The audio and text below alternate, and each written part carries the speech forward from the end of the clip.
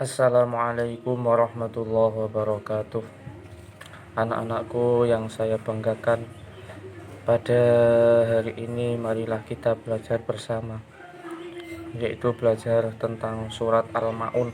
Sebelum belajar, marilah kita berdoa kepada Allah, mudah-mudahan diberi kemudahan dan diberi ilmu yang bermanfaat.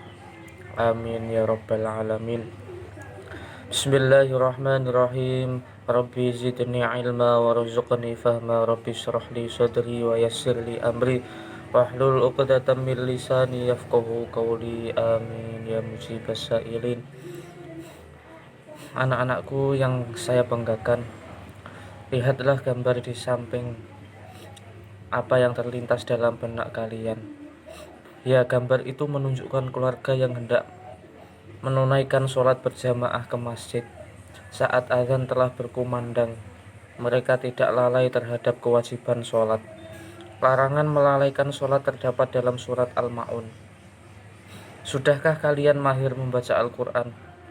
Al-Quran tersusun dari ayat-ayat. Ayat-ayat tersebut juga tersusun dari kalimat-kalimat.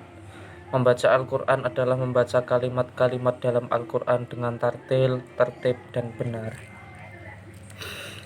Anak-anakku, pada hari ini isi materinya adalah yang pertama membaca surat Al-Ma'un dengan fasih, yang kedua menulis surat Al-Ma'un, yang ketiga menghafal surat Al-Ma'un, dan yang terakhir adalah kandungan surat Al-Ma'un. Yang pertama membaca surat Al-Ma'un. Marilah kita membaca surat Al-Ma'un ini dengan tartil dan penuh dihayati maknanya. A'udzu billahi minasy syaithanir rajim. Bismillahirrahmanirrahim. Ara'aital ladzi yukadzibu bid-din fadzalikal ladzi yad'ul yatim wala yahuddu ala ta'amil miskin. Fawailul lil musallin alladzina hum an salatihim sahun alladzina hum yura'una wa yamna'una al-ma'un. Shadaqallahul azim. Ada beberapa hal yang perlu diperhatikan dalam membaca surat Al-Ma'un. Yang pertama, dalam pengucapan makhraj harus diperhatikan. Ketika mengucapkan A dan K, kedua huruf ini banyak terdapat dalam surat Al-Ma'un. Berhati-hatilah dalam mengucapkannya. Bedakan bunyi A dengan bunyi A, dan antara bunyi Z dengan bunyi bo. Yang kedua, tanda baca mat juga banyak terdapat dalam surat Al-Ma'un.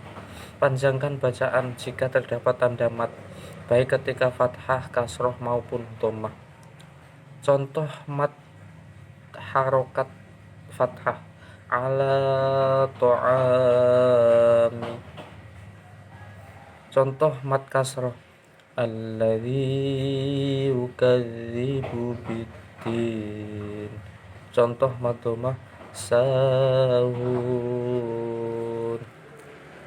Anak-anakku yang saya banggakan, yang kedua adalah menulis surat Al-Ma'un. Setelah kita fasih melafalkan surat Al-Ma'un, marilah kita belajar menulis ayat-ayat Al-Quran, dan kali ini kita akan belajar surat Al-Ma'un.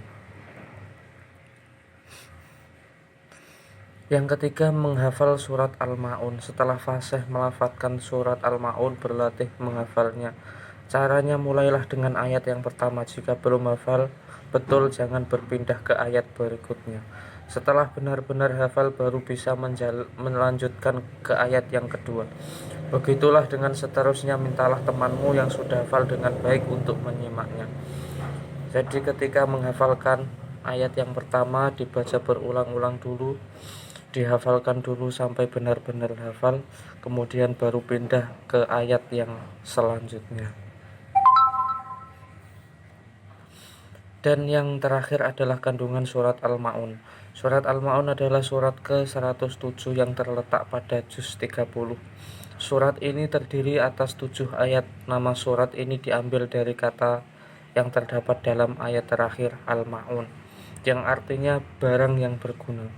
Kandungan surat Al-Ma'un adalah yang pertama, orang yang tidak mau menolong fakir miskin dan tidak mau mengasihi anak yatim termasuk pendusta agama.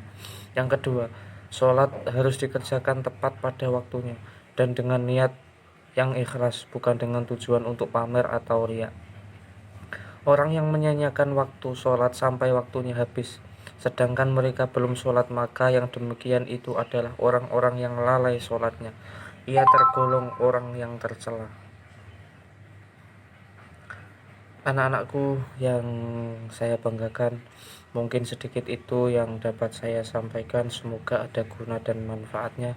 Dan cukup itu dari saya, dan saya akhiri. Assalamualaikum warahmatullahi wabarakatuh.